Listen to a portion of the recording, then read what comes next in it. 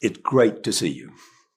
Charlie, it's great to see you. I mean, I've been in Omaha, and I think I've made, prior to the last week, I probably made 2 plane flights in 2 years. I mean, once to see my sister. I mean, just free at last. You're 91. I'm 91. Good health. I couldn't be in better health. It's a little discouraging to me that my partner in business life, everything else, Charlie Munger, is 98. Still going strong? I'm still the kid. You have a successor in place?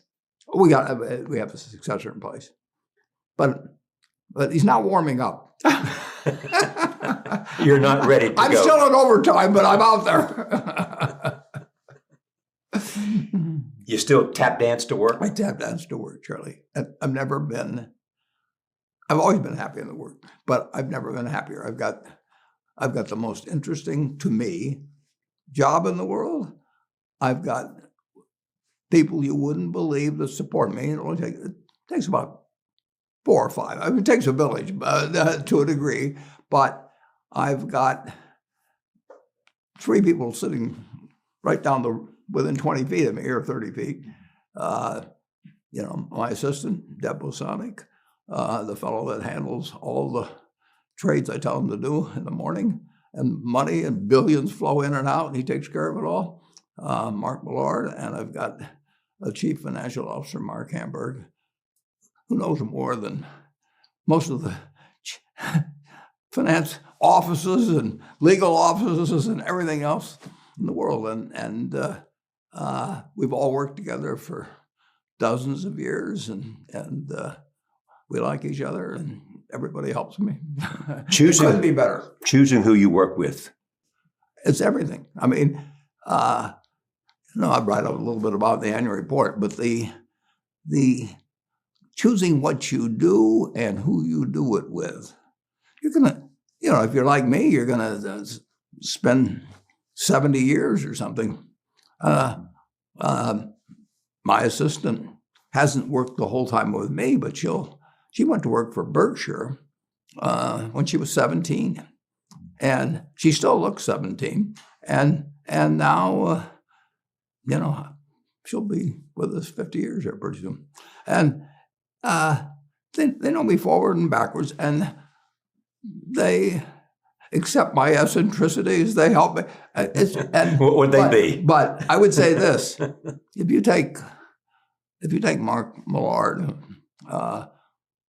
I walk in the morning, or I call him first, and I tell him exactly. I've already done it for today. I tell him exactly what I want to do, and he does it all day.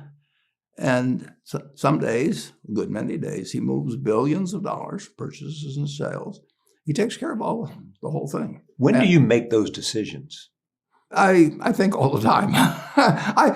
I'm on the clock at Berkshire all the time. Walk me through a typical day. Well, a typical day is I get to work at I get up usually at a few minutes before 7, so I can catch it's the 7 o'clock news and network news in Omaha, and so I get up a few minutes before that, and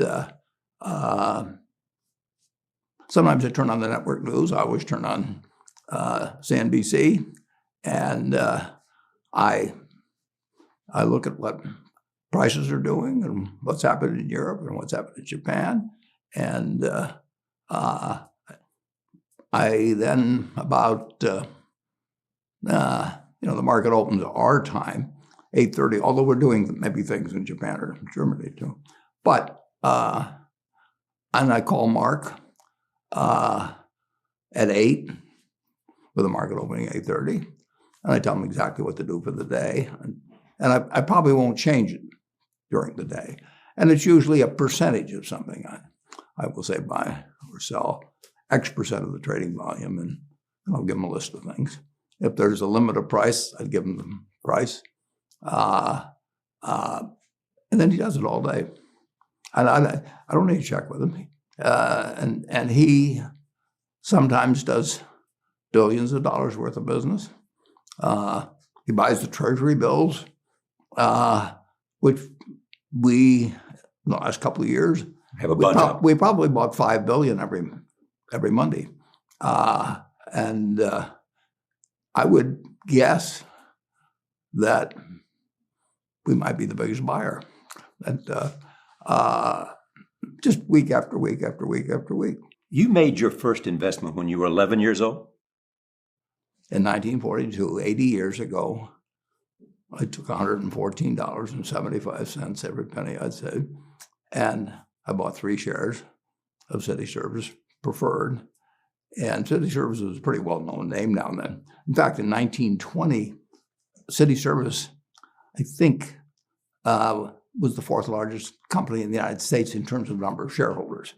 It was a big company, and so it had a preferred stock that was selling at 38 that had started skipping the dividends during the Depression. So it accumulated dividends on it of $60 or $70. And of course, it was par value of $100 too, and it was selling at 38. And at breakfast one morning, I follow those stocks every day, but then I made my plunge, and I had roughly this amount of money, so I bought 3. I don't remember this precisely, but I think I told my dad in the morning, "Now, let's move, Dad." Pop, I call him. Let's move, Pop. But you felt the thrill of it then. I've been reading about it and following it, the whole market. I really had read every book in the Omaha Public Library that was on the stock market. By 11? By 11, I'll guarantee you, and some of them twice. I started out reading the ones in my dad's office, and I just loved to read. I mean, I read other things too, but I knew more when I was 11 than I know now. I mean, in terms of the actual mechanics of the stock. I mean, I don't know what happens when I put an order in now. I mean, it gets in the machinery of the way orders are executed now. I would know if I sat and worked in a trading room for a day or two, but I don't really know the mechanics as well of what happens when an order is processed today as I did when I was 11. What is it you enjoyed the most about it? Because you don't pick stocks, you pick companies. Yeah, but when I was 11, I picked stocks. I had the whole wrong idea. I was interested in watching stocks, and I thought stocks were things that went up and down, and I charted them. I read books on technical analysis. I read Edwards and McGee. I think that was the classic then. I mean, hundreds and hundreds of pages. And I read that whole thing over and over again. I read Garfield, Drew, I read everything. And I thought the first 8 years, I thought the important thing was to predict what a stock would do and predict the stock market. And then I read Ben Graham, when I was 19 or 20. And I realized that I was doing it exactly the wrong way. But it didn't hurt that I had that background and everything. And I rejiggered my mind and when I read the book, The Intelligent Investor. And from that point, I never bought another stock. I bought businesses that happened to be publicly traded, but I became an owner of a business, and I did not care whether a stock went up or down the next day or the next week or the next month or the next year, and I didn't have any idea what it would do. I didn't know what the stock market would do, but I knew businesses. I knew something. I've asked people about your genius, whatever we describe it. No, I'm a bright guy who's terribly interested in what he does. So I've spent a lifetime doing it, and I've surrounded myself with people that bring out the best in me. And you don't need to be a genius in what I do. That's the good thing about it. If I went into physics or a whole lot of other subjects, I'd be an also-ran. But I am in a game that you don't need. You probably need 120 points of IQ, but 170 doesn't do any better than 120. It may do worse, probably do worse, but you don't really need brains. What do you need? You need the right orientation. 90% of the people, I'm pulling a figure out of the air, but 90% of the people that buy stocks don't think of them the right way. They think about something that they hope goes up next week. And they think about the market as something they hope goes up. And if it's down, they feel worse. I feel better. And you think about? Pardon me? And what do you think about? I think about what the company's going to be worth 10 or 20 years from now. And I hope it goes down when I buy it, because I'll buy more. Do you have a competitive spirit, clearly? Yeah. Clearly. Well, but you got to be careful about what you compete in. It's a good thing I don't have a competitive spirit in chess or or football or anything like that. No, I'm an observer there. I enjoy watching things like that, but I try to keep my competitive spirit in a game where I can win. Do you have a killer instinct? Nah, not exactly. I've got. I wouldn't call it a killer instinct, but I do know this. When I want to do something, I always want to do it big. What does that mean? I put my whole net worth in City Service Preferred. $120. $114.75. And I put my whole net worth in, and I've never, since that day, and March 11th, 1942, I have never had less than 80% of my money in American business. You can call them stocks. Or equities. But I see them as American business. I've owned a piece of American business for at least 80% at all times. I don't want to own anything else. I want to own a home and things my family wants and all that. But owning 5 homes doesn't mean anything to me, because I'm going to be happy in one home, and there's a certain amount of things that go wrong with everything. And if I got 2 homes, I know I've got more problems and I don't have more happiness. What brings you the happiness? Oh, I would have to be honestly say that what makes me happiest is what I'm doing. I enjoy 2 things about it. One, I know I'll win over time. That doesn't mean I'll beat everybody else or anything like that. But I'm in a game that's very, very, very easy if you have the right lessons in your mind about what you're buying. I'm not buying stocks. I'm buying pieces of overwhelmingly American business.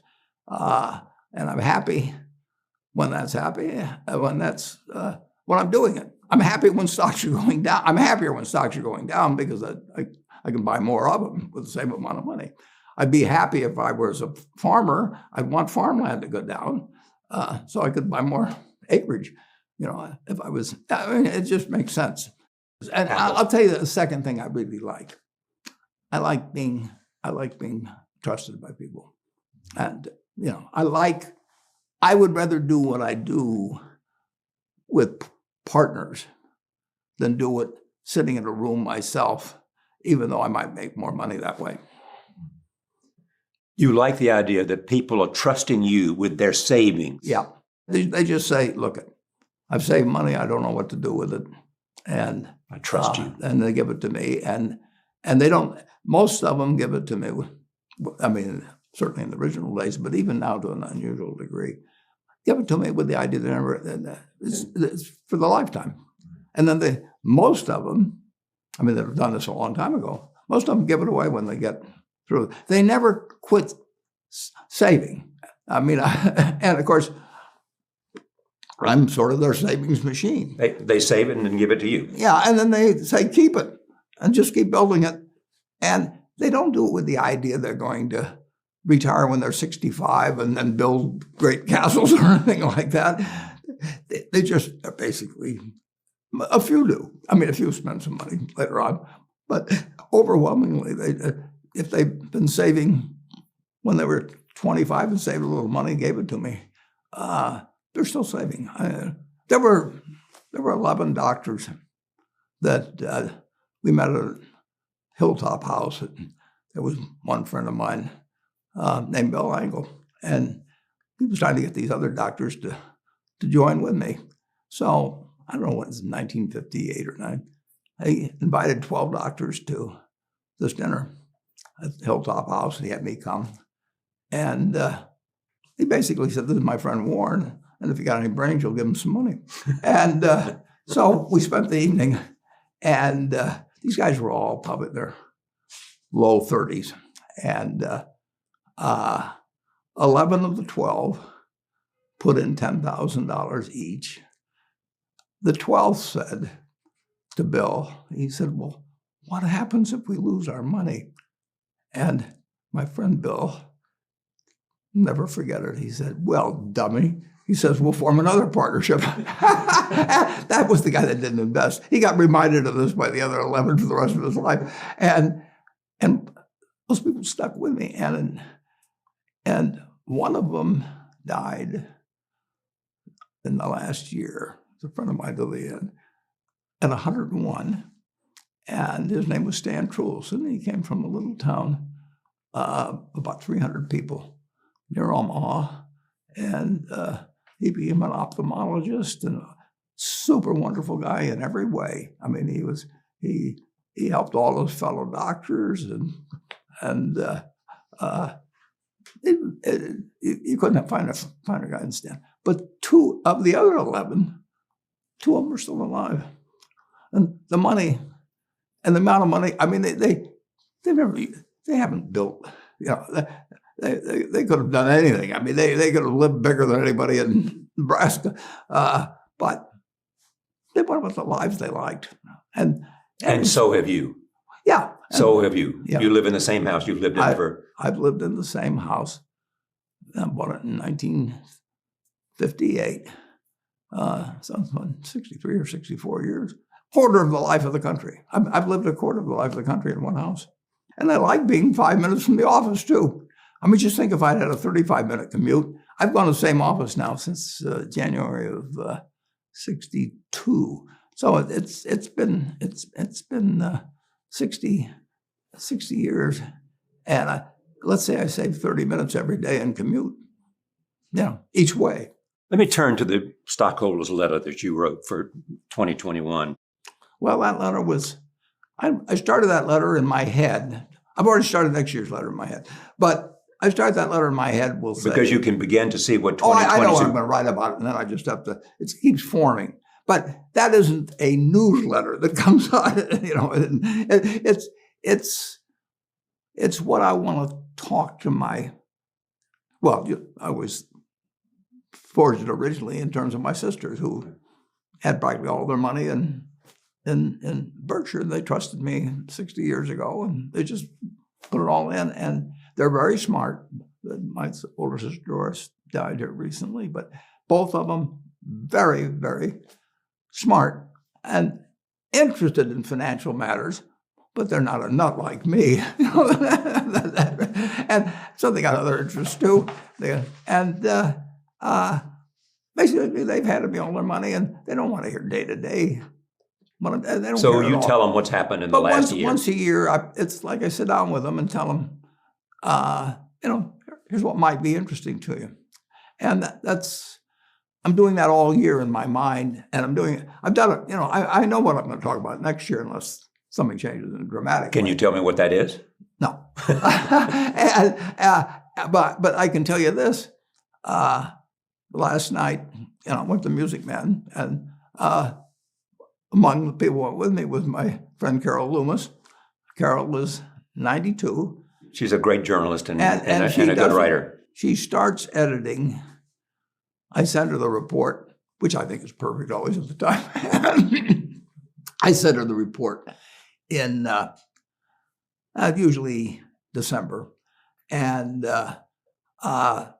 she keeps sending back, and she kind of won't let me send it out without checking to make sure that I haven't left out a comma someplace or so right up to the end. But so the report, although it's dated February 20th, that report basically was written.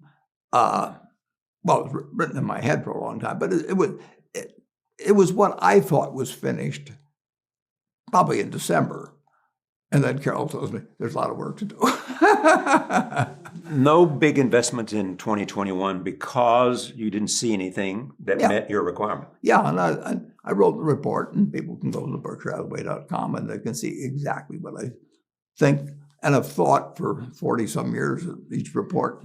But for you to make a big investment, what do you need to know? I need to know that I think that Berkshire Hathaway is going to be worth more money someday down the road. Not tomorrow. I want it to go down if I'm buying something. And I would say this. The world has changed a lot since that report was written. But the world changed a lot in 2000, 2 years ago when the pandemic. Just think about it. Because of the pandemic. The pandemic. It's almost exactly 2 years later. An event happened 2 years ago. And we didn't know exactly what it was. We didn't know what the financial result would be. We didn't know what the physical result was. We just didn't know. But when I wrote my report in February, I didn't know the pandemic was going to hit, a week later. And I didn't know that the American financial system was on the brink of, chaos. A few weeks later, and if somebody wants to read a great book that just came out,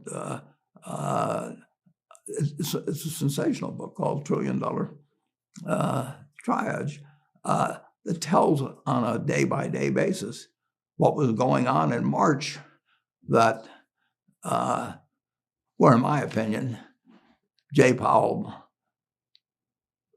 he matched Paul Volcker in terms of doing things that needed to be done that day, and it's a great day-by-day report. The book just came out a couple of days ago. We expect the Fed will raise the rates.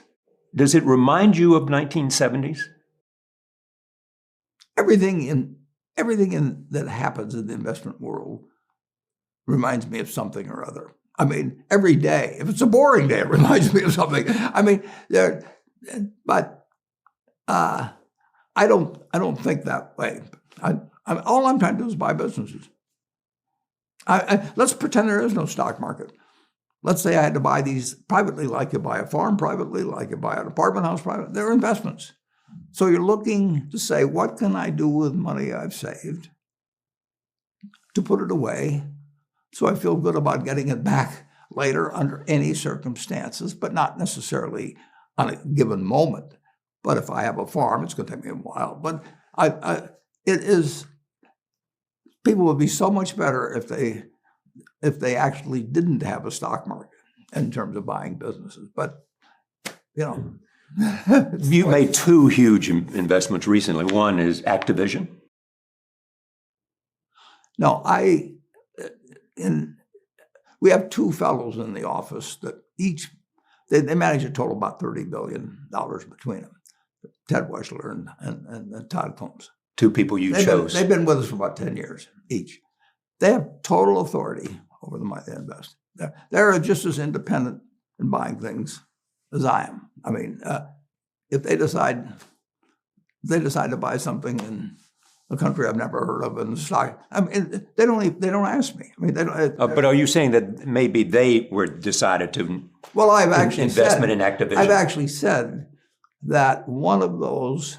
I've said it very clearly, and there's a letter on the website that describes exactly the circumstances because they got misreported in the press originally, and so I have written a letter there because actually a number of other first-class news organizations picked up a story without checking whether it was true. I mean, they ran with it without independently reporting it. So they're one. I'm not going to name names, but there's some names in my letter. But they just ran it wrong, a wrong story, which had implications and so on. So the letter's up there. It's going to stay posted forever because it's the correct record. And what happened precisely is that one of the other fellows decided to buy Activision.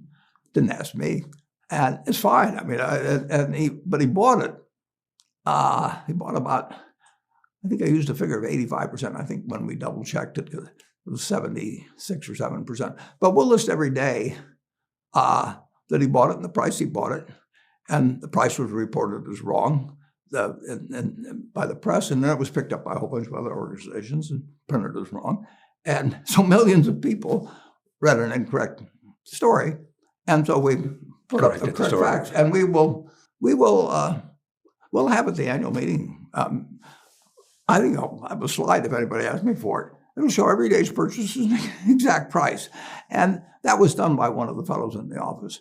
Now, and that was, like I say, 77% was in October and the rest was in early November. And he paid about $77 a share. And you can buy it today. And Microsoft announced it. The first story said weeks later, which makes it sound like 2 or 3 or 4 weeks later. It was probably 12 weeks later. You could have said months later. So the investment was months before Microsoft decided to acquire Activision. The other guy liked it as a stock, as a business. And so he was buying it. And he paid an average of, like I say, $77 a share. And we will have a list of every day at every price. And then I guess it was, there was a big expose type story run. But he wasn't buying during any of that period. And then the preliminary proxy came out. It's been filed with the SEC by Activision, describing the history of the deal as to when Microsoft came to them. And it was sometime in a couple months later that Microsoft first approached Bobby Kotick, and then 4 other people came. You can read it all; it's filed with the SEC. And then after it was announced, you could buy the stock at $78 a share. So the implication, the first story was that it was somehow that somebody made a great deal by getting tipped it off or some damn thing. Simply you not could have bought $1 a share. You could have bought after it was announced higher than one of the other fellows paid for about. He bought about close to 15 million shares. He still got it. How about Occidental? Well, Occidental, a week ago, a couple of years ago, we financed Occidental. And had some warrants coming out of it. Vicky Hollow, who I'd never met before. And I got a call on a Friday and Bank of America saying that Occidental was going to need some money to buy Anadarko. And I think it was known then they were in competition with Chevron. And would I meet with them? Because they needed a lot of money fast. And I said, sure, how about tomorrow? And went back and forth. Turned out they came up Sunday instead of Friday. And we met at 10 o'clock in my office on a Sunday. And I said, we'll give you $10 billion under these circumstances. But we'll do it. We'll do it tomorrow. And that's not Wall Street, but that's Berkshire. And so, and they knew I was good for it. And so we made a deal. Monday night, the next day at night, I told our guys, you work all night. Cravath works all night for them. And we get this thing done on Tuesday. But is there much negotiation, or you simply say, this is what I will do? This is what I'll do. I always say that's what I'll do. I mean, I've said that's what I'll do many times. And I've always, and that is all I'll do. But this is what you have come to represent. I mean, think of the financial crisis and think of Goldman Sachs. And think. I said what I do. You said what you do, but it gave them credibility when they needed it. That Warren Buffett and Berkshire Hathaway had decided to have confidence in them. We were putting in X billions of dollars, and So when they questioned we were putting it in, it wasn't an IOU or anything else. We sent them the cash. And it was right after Lehman. And there was a run on the whole economic system. Everybody was a domino. And the dominoes were falling. And Goldman Sachs knew they'd be fine if all the dominoes didn't fall. And they had to worry about the United States Congress because they were really mad at banks. This time they weren't mad at banks in this particular crisis, but they were mad at banks. And they really didn't, some of them didn't fully understand what the hell was going to happen. And we had that. They were mad because this was a financial crisis. It was more than, I mean, it was a financial crisis cubed. But it had an origin in financial institutions. A lot of people did a lot of things wrong, but there was plenty of it in Wall Street. Plenty of it in Wall Street. But there was plenty of it elsewhere too. I want to emphasize that. But Wall Street made a lot of money out of doing a lot of things that contributed to the crisis. Here's my point. Berkshire and Warren Buffett emerged to a point where your reputation and your credibility and our money. And your money. The money was important, but it was a determining factor. They wanted the money. Yeah. But they also wanted credibility. They had to have instant credibility. And that's what you gave them. They had to have somebody who counted besides people whose position it was to lie. And how did you build that? Which is an essential part of who you are and Berkshire Hathaway is. Well, I started on March 11th, 1942. As we talked. And I had a father that was the right father. Yeah, and I was lucky.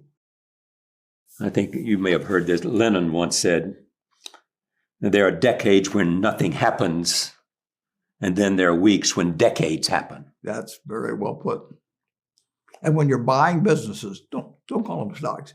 When you're buying businesses, when you're buying apartment houses, sometimes when you're buying raw land, all kinds of things. There's times when you get a chance to act and do something really intelligent. May happen once every 10 years, once every 20 years.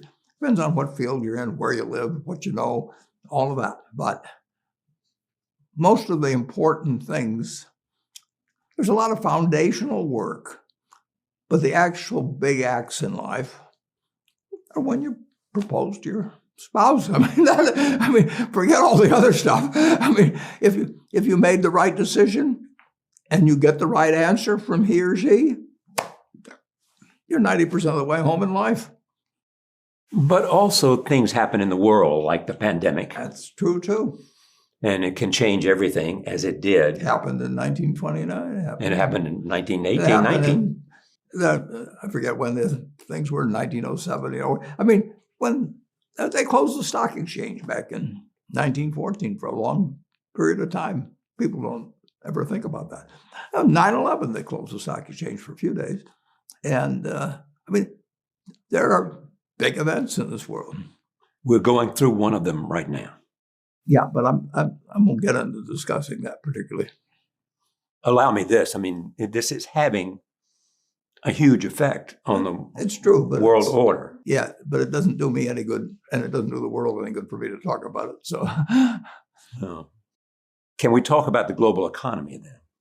In terms of where we are. I can tell you where we are, but let me phrase it this way: in terms of the global economy. I mean, you look at the United States. United States economy, and it's very easy to look at the statistics on it. I mean, more people, a greater percentage of the American population is wealthy now, or having more income now than they've ever had. And if you look at whether Bank of America will give you their average deposit, I mean, you just look at the wealth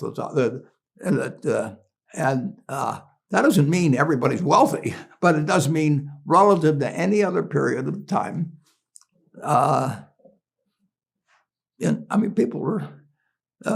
People have more money now. They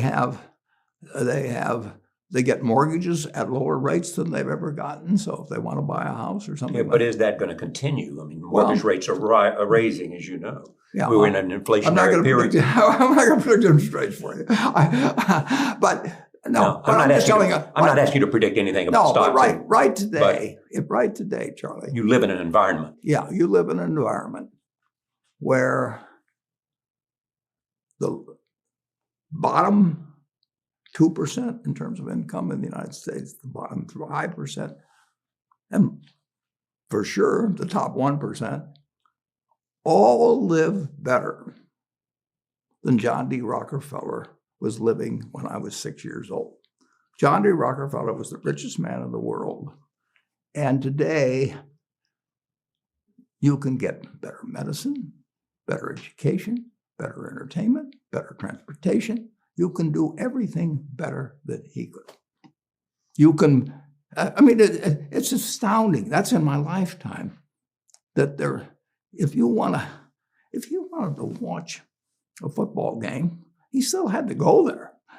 and I can sit there with this big screen and they keep showing me the replay, and explaining to me what happened and everything. And maybe everybody doesn't have a screen as big as mine, but damn near everybody has a screen or an iPhone or a computer or access to one.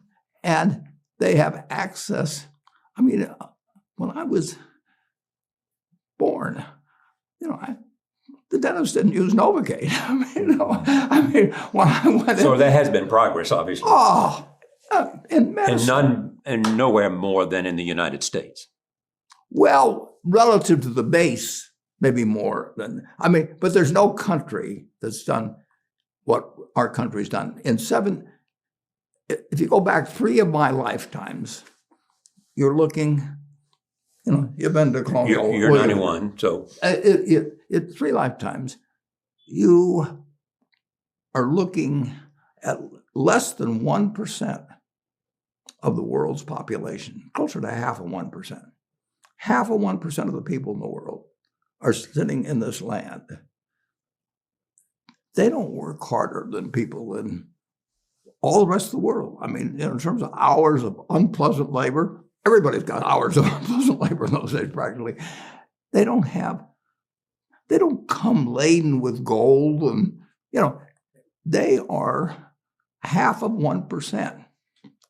And they work the same hours, they got the same IQs. They may be a little self-selected in terms of enterprise, in terms of going across oceans and things. And fast forward a couple of lifetimes, and they've got 20% plus of all the bounty in the world. That is something that has worked like nothing. Just imagine that. If you'd gone to anybody, the Constitutional Congress in 1789, if you go to any one of the representatives there, and you said, I want to tell you what this place is going to look like, in 3 more of your lifetimes, your great-great-grandchildren, are going to be flying in the skies. They're going to be watching sports all over the world. They're going to be entertained. Their medicine. They'd have hold you off to a lunatic society. But at the same time, as you know, and you hear this all the time, 845 billionaires in America. Yeah. And they have more wealth than the bottom 60%. That's true. Well, and that's up to government. Government has a proper place in the capitalism, believe me. And government's the rule maker. But Henry Ford, by 1922 or 3, he was turning out 2 million cars a year. Now, how many could the Ford family use? 30, 40, I don't know. So 2 million people are getting the benefit of what he's doing. And he's getting 30,000, he's getting 50 cars, and he's getting a whole bunch of little claim checks. Just think of it. Everything, when Thomas Edison did all the things he did, he made some money. But look what we benefit. We're using it. Yeah. It belongs to us, and it doesn't. If you take what an hour of labor delivered to you 100 years ago, and what an hour of labor delivers to you now for you and your family. It's unbelievable. But that's an argument for the forward progress That's an argument of civilization. It's an argument and for capitalism, but it doesn't. Capitalism doesn't say get rid of a referee and a government. We've got a government that can tell capitalism what to do. Do you think? And they do, and that's just what they should do. And they do it in different ways at different times and all kinds of things. But I've got this money which I'll never. I can't. But it has value to somebody. I mean, it's claim checks on future output. That was it. And the claim checks belong to me. So if I want to buy 50 super yachts, I can do it. But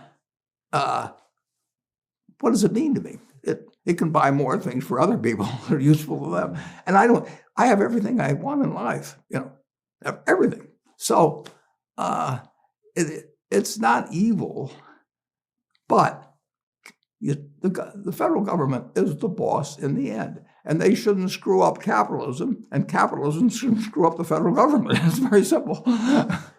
But does capitalism need to be reformed itself? As you know, it's evolving, always.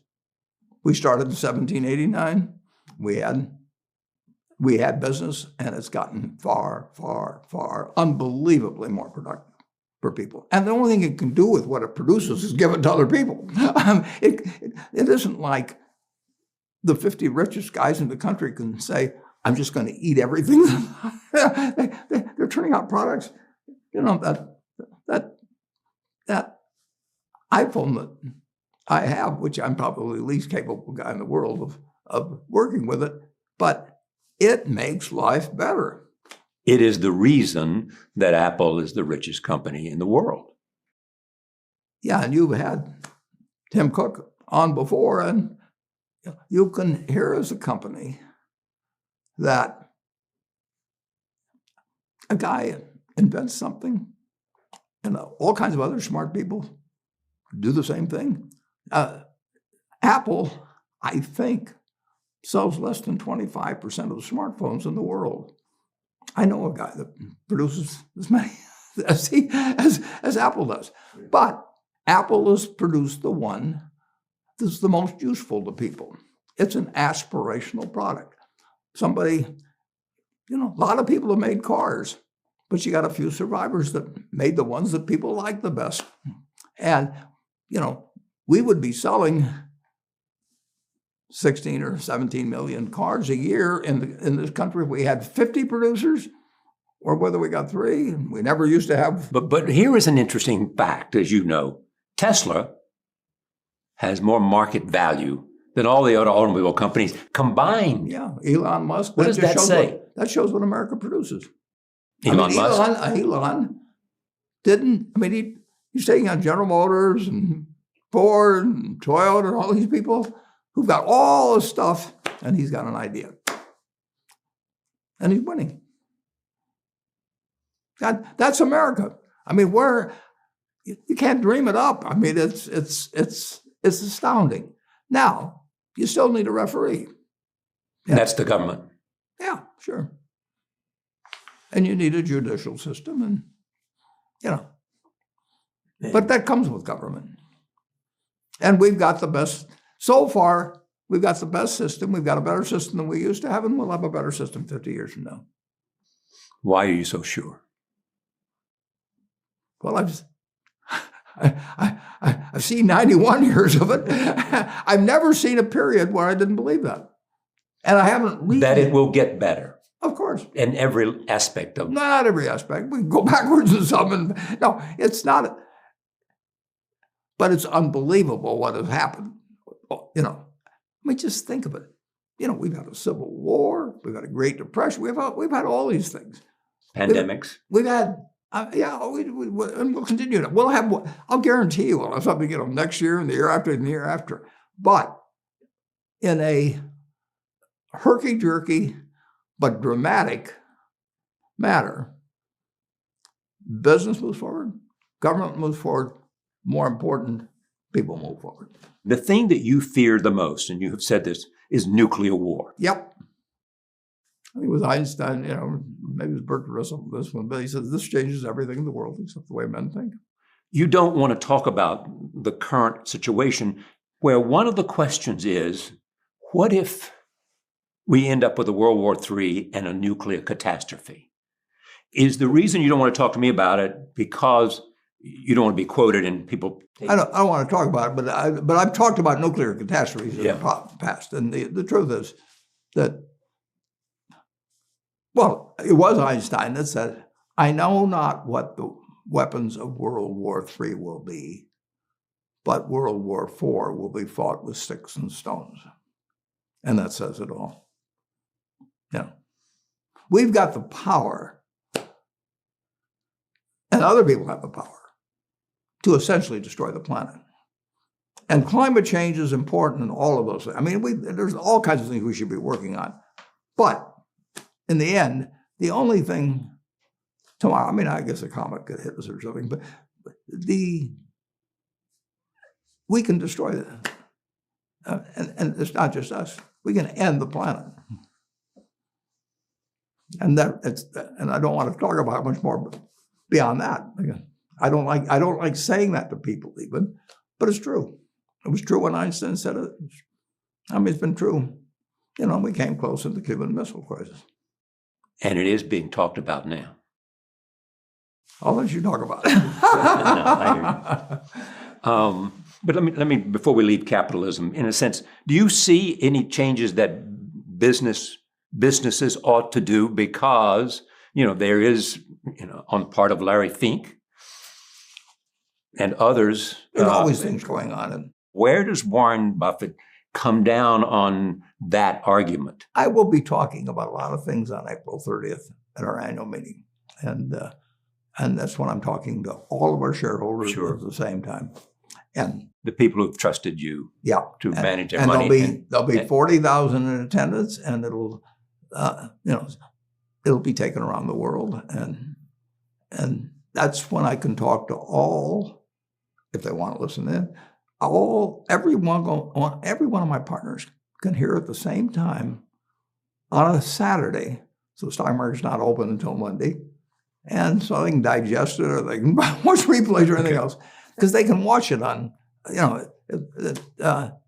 CNBC will be sending it all over the world. Watching is not like being there. No, well, it isn't for a lot of people. Yeah. But we're going to have, in my view, if it were held today, well, who knows what April 30th brings, but we will have, I think, from everything I hear, we're going to have the largest group come to law, I think, ever, and I sure hope so. Do I hear you, and you can tell me I'm wrong here, that all those things that I might want to hear and your partners might want to hear and everybody wants to hear, A, because you're a student of history, B, because you have written about the evolution of history in annual letters as well as in answering questions at annual meetings. But on the questions of war and peace, and questions of New World Order, on the questions of sanctions, on the questions of inflation, all those things that I'm enormously curious about, you're holding back talking to them until you choose the venue that you want to be. And there may be there may be a lot of things I don't feel I should talk about at that time too, but that is going to be a very, very important meeting. And I get that time to take all these people who trusted me with their money, trust me with their future, and I talk to them at the same time. And they can ask questions that they can be impertinent. They can do anything they want with us. And I love it. And Charlie loves it. But you understand my curiosity. Oh, of course. But do I understand this is an important moment? This is a moment to speak to, and we're in a crucial time. Yeah, but we've been in lots of crucial times. We were in a crucial. At 9/11, did we think we were in a crucial time? Sure. The world changed in 5. And I didn't know how it had changed. The President of the United States didn't know how it changed. Nobody knew what the hell was going to happen. I want to know how Warren has changed from decade to decade to decade. Do you have a sense of that? I've gotten dumber, but I've gotten wiser. Okay, that's a nice phrase. But what does it mean? It means that I can't add a group of numbers remotely as fast as I used to be able to. I can't remember sometimes when I walk upstairs what while I'm walking up the stairs, I'm thinking about something else. So by the time I get to the top of the stairs, I don't remember why the hell I walked upstairs. It means I forget names so easily. It means that I can't read as fast as I used to read. I am a decaying machine that still feels wonderful. But I can't hear as well. I can't see as well. My balance is as good, but it doesn't interfere with my happiness, my work, anything. Especially your work. Well, I mean, clearly your happiness, but it doesn't, you're It saying, doesn't interfere with notwithstanding It doesn't interfere with anything. that ages. I can get on a plane and go anyplace. I can do anything as long as you don't ask me to dance. Or juggle or even remember, who did I meet yesterday? But in terms of doing the job that you do, allocating capital. I can actually do that as well as ever. As ever. Yeah, that sounds obvious. But better than that, do you do it today better than you did it 20 years ago? Yeah, I've got a different set of opportunities. And that gives you obviously, well, Berkshire is much bigger and than it's ever been, and therefore that defines the choices. The size restricts the kind of things that can have an important effect on what I can do for the people who leave the money with me. So I can't earn the returns on capital with 500, billion or 600, whatever it may be to work with. Like if I do something brilliant, don't count on it, with $5 billion, it's 1% of my net worth. I mean, 1% of the net worth of the people I'm working with. And 1% doesn't move much, So I have to think about big things, and they're limited. I mean, I made money in an entirely different way when I was working with originally $10,000, $9,800 to be exact, and when I started working with other people's money, it was $105,000. In May 5th of 1956, I had $105,100 put into that partnership.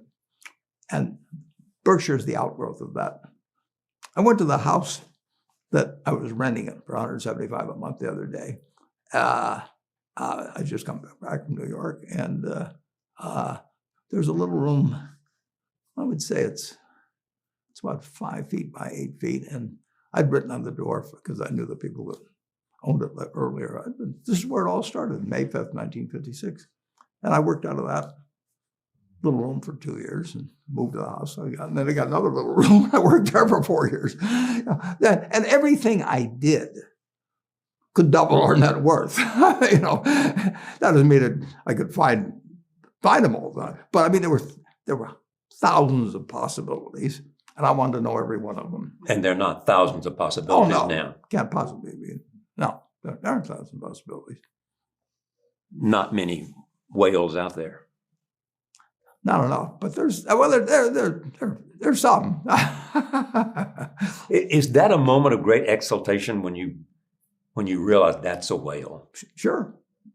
I see something. Yeah, well, I mean, if you're looking for whales for months, you got to get some kind of thrill out of it when you find one.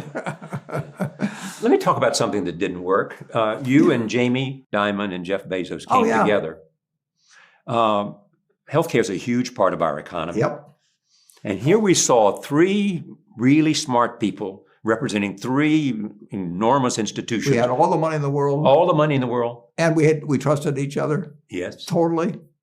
And it failed. Which was well justified. So I mean, we had as good a combination as you could have in terms of resources, flexibility, mutual interests, everything. And what was the intent? The intent was Well, we had several intents, but I mean, what we had an intent and we had a hope, and we knew the hope was nothing. I mean, we didn't know whether it was 50 to 1 against it or 100 to 1 against it, but what was the downside? The problem was so big, it's worth trying. Yeah, and what was the downside to us? Nothing. Right. Zero. Maybe we looked like we couldn't solve it, which was true, but that's okay. Why couldn't you solve it? Oh, it's three. You know, it's as big as federal government receipts. I mean, it employs more people, and it's not a terrible system. I mean, it is so much better than it was 20 years ago and 50 years ago and 100 years ago. So, I mean, we've got a wonderful medical system. But we're fighting over it all the time. Well, I mean, anytime you get a big pie in this country, people fight over it. But I mean, as you know, until Obama did what he did, Yeah, well, I think Clinton failed, and then Obama. No, I think what Obama did was good. I think it was a real important progress for the American people. And then the question is how to make it better.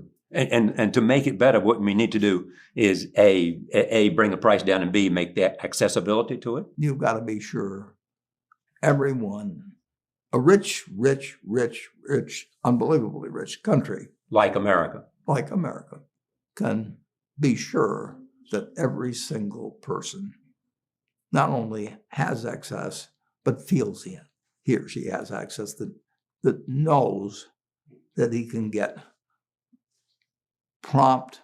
reasonably prompt. I mean, there comes limits with pandemics and everything, but reasonably prompt and if necessary, and essentially free. I mean, it isn't free in the sense that society doesn't pay for it, but the ability to get good medical attention reasonably fast, should exist for every American.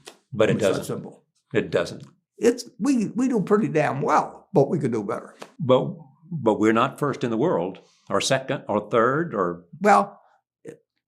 I don't know about medicine, but I know what everybody tells me, and I believe them, that we are the best in a great many things. People come to the United States if they got a lot of money, and for a lot of things, there's no way it touches us, as I understand it. And might do, but just to understand what you're saying, the quality of the medical care is as good as it possibly can be in terms of the best physicians, the best therapies, the best intelligence. And great medical schools. But everything. The access is the issue.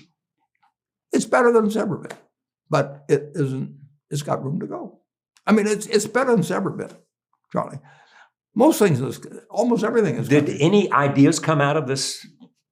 Well, yeah, I think all three institutions learned something, and I think they actually, it wasn't that much money anyway, but we all got our money's worth. Sure. In the sense of just in terms of, we employ 360,000 people. Amazon, who knows how many they employ, and JV employs them. It's fantastic. So we all learned something, but we didn't have any breakthroughs at all. We just learned something. Yeah. Here's what was interesting about it for me was the fact that these three institutions, led by these remarkable human beings, smart, successful, it was taking all that IQ and all that experience and applying it to a huge problem. And you ask yourself, are there other areas in which? Yeah, well, you can say that everything we do in the country can be improved. Right. Education can be improved. I mean, everything. Tell me, are there things that you think we ought to be talking about? I'm going to talk about climate in just a moment. Are there things that you think we ought to be talking about? I mean, I am happy to tell people that the same thing I've told them before, but they'll never get the message, most of them, but a few do, that the most, best thing to do if you want to invest for the long term is index. And it's the S&P 500 index. Right. And what's happened, of course, is that organizations like to grow. So they set up indexes on different industries, different countries. And as soon as you do that, you're violating basically what Jack Bogle said. He says you don't know enough to pick the right businesses, which means you don't know enough to pick the right countries, you know enough. All right, let me get to that. Yeah. And that's something I want to get to. But we will see a time in which the Chinese economy is bigger than the U.S. economy. Someday, they got 4 times as many people, and logically, they will grow and grow, and we're the 2 superpowers. Are they going to grow as fast as they have been growing? It's hard to tell. No, I don't know the answer to that. But they've got some issues. They've got issues. Sure. They've got issues of. I just. They've got issues of debt. They've got issues of. Everybody's got issues. Demographics. Yeah, everybody's got issues. Yeah, those kind of issues. Everybody's got issues. They've got also issues. We've had issues throughout the history of the United States.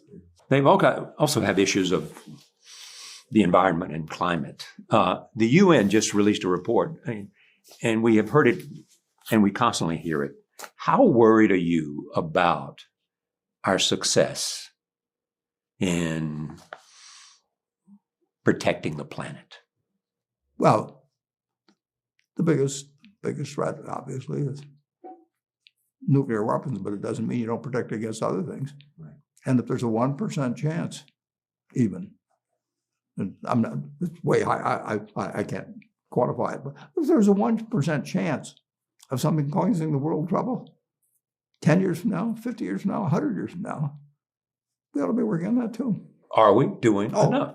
We're doing a lot. The problem is, of course, that it requires the whole world to do a lot.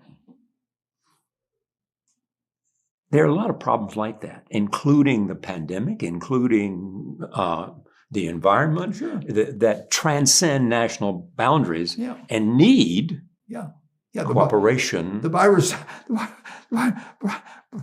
doesn't have to clear your immigration. No, it does. The virus does not have to clear immigration. No, that's that simple. It can be brought And in there's by a lot one of other person. things. There's a lot of other things that aren't physical viruses. When you look at Tim Cook, I think he's terrific. It's that simple. I've written the annual report, yes, and he is. he was a great manager. He's not only a great manager, he's a great human being, but he's a great manager too. He's an incredibly great manager, but he's a great human being. What do we look for in a great manager? You look for you look for somebody that has Results. You look for somebody that has ability to trust and character. Ability, trust, character. Yeah, somebody you can trust. Same thing you want in a spouse. Charlie always says you want to marry somebody better than you are. He says in my case that leaves the whole world practically. But it's the truth. I mean, you always want to be around people who are better than you are. They pull you in the right direction. What's the chemistry? What's the nature of the relationship between you and Charlie? It's a long relationship. We met in May of 1959. His father died. He had worked in the same grocery store as I had in 1940. I worked there in 41. And we never met. I didn't know his name. And his dad was, well known in Omaha, but I just didn't happen to know. I was a kid, and we moved to Washington. And so it was a name Your dad went to Congress. I never heard his name until 1959. Or no, I heard the name when I met the Davis, maybe 57 or 58. He came to Omaha in 1959. We met. And it's been, the best relationship, except others I've had, in family and so on. But it's been, he's been the person, along with Tom Murphy and a fellow named Joe Rosenfield, subsequent to my dad, that I didn't want to disappoint. Good to have somebody in your life you don't want to disappoint. It's enormously important. Makes you a better person. Do you disagree on a lot of things, or Well, we've never argued. We've never had an argument. People say, "Well, that's impossible." I'm telling you, we've never had an argument. Yeah, but you could say, "I believe this," and he says, "I believe this." You just don't argue about it. Yeah, but we don't even have to say it hardly. we may know where that I would say this or that. Why bring it up? He, I think, has expressed some concern about index funds. I support everything Charlie says, but I don't agree with it. I don't mean on that. I mean, it doesn't mean I agree with him on everything, and he doesn't agree with me on everything. And we've never had a problem with that since '59. Jeff Bezos. Yeah. What about him? Jeff is a friend of mine, but I probably see him personally. I see him once a year, probably. Yeah, and I can't recall ever talking to him on the telephone. Maybe I have. Or I've never sent him an email. But I don't know how to send emails. you know how to get them, son. Yeah, no, I've got a system, but I don't. I literally don't know how to send an email. You seem to have done okay without knowing so far. But you once said to me, that he's one of the smartest businessmen. Oh, absolutely. And the proof is in the pudding. I read his annual reports. I see him once a year. I've usually seen him once a year in Sun Valley. And I enjoy that. And actually, at Sun Valley, at the Allen and Company Conference, we've had a dinner that a few of us had in. And so I've probably had at least 3 or 4 of those. It's remarkable to see a company which was founded on selling books now is a technological giant. It couldn't happen, but it did. When Jeff was at McKinsey, I don't know whether they drove cross country from New York to Seattle, but if they'd stopped at Omaha, and they I didn't know him then. But he said, "What do you think of this idea?" Good luck, Jeff. Yes, but you have told me that he at times would come up to you and have questions if you were making a presentation at a conference. Yeah, at Sun Valley. Yeah. He's a very, very, very smart guy.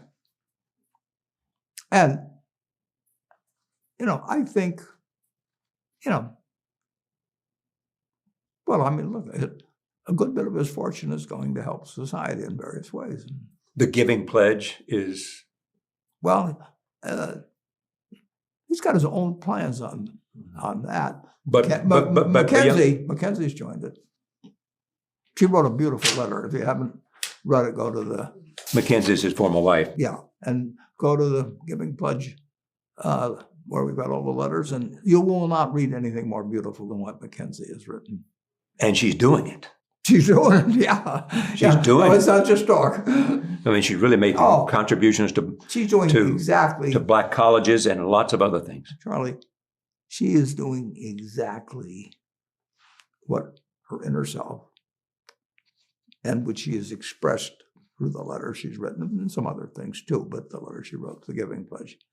She's expressed a philosophy of life that I think is as good a model as anybody can find. And incidentally, I've only met her twice, maybe. And Melinda Gates is also. Yeah. And Bill continues to make a huge impact on philanthropy. And they do it and especially during the pandemic. Not with just money, they do it with time. They're on the scene. They do it with time. They give up. Time is the most precious thing you've got, pretty much. And they do it with time. They are giving something. They're giving something I'm not willing to give. Time. That much time to that. Yeah. I'd rather give my time to Berkshire. Because that's what I enjoy doing. And that's what you do well. Yeah, it's what I do well, and it produces money, and that does well for other people, but it doesn't. It'll do better if it's given by other people. But that was a choice you made when you gave them. Choice. a choice I made a long, long time ago in terms of Susie and so on. But yeah, Right. and it was, somebody's going to do something with the money, And you felt and those like- are claim checks on the output of others, productivity of the world. You can redistribute it to places where it's needed more, and I am all for that. I just don't want to do it myself. I'd rather do what I'm doing. Speaking of time, I have a few more minutes of your time. So let me ask these final questions. Have you achieved pretty much everything that you wanted out of life? Well, the truth is, yes, but I'm looking forward to tomorrow too.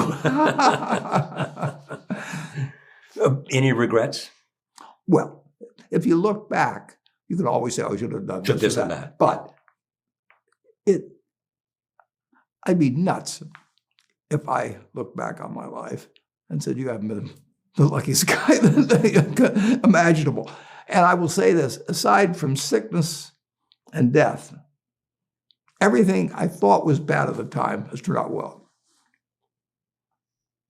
And when you say you've been the luckiest guy, I assume that means community and family, but it also means, in your case, as you have said often, the country that you live in. Oh, totally. Charlie, if I'd been born any place but the United States, my life would have been totally different.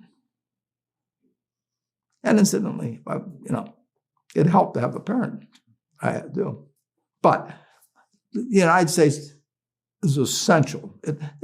It's given me everything. And your dad was the man you most admired. Yep. Why was that? Well, I never saw him do anything in his life that he didn't believe in. Turned out I didn't agree with him on things later on. I mean, I accepted this. Sure. I mean, when we sat around the dinner table in the 1930s, I mean, my dad was the most anti-Roosevelt person you can imagine. So you almost had to say something bad about Roosevelt to get dessert, or something. but I mean, my sisters and I grew up with that. But that's okay. Yeah. He didn't. Anything I did, he supported, as long as I was behaving okay. And even when I didn't behave okay, he never gave up. It came out this week that you are one of the 5 richest people in the world.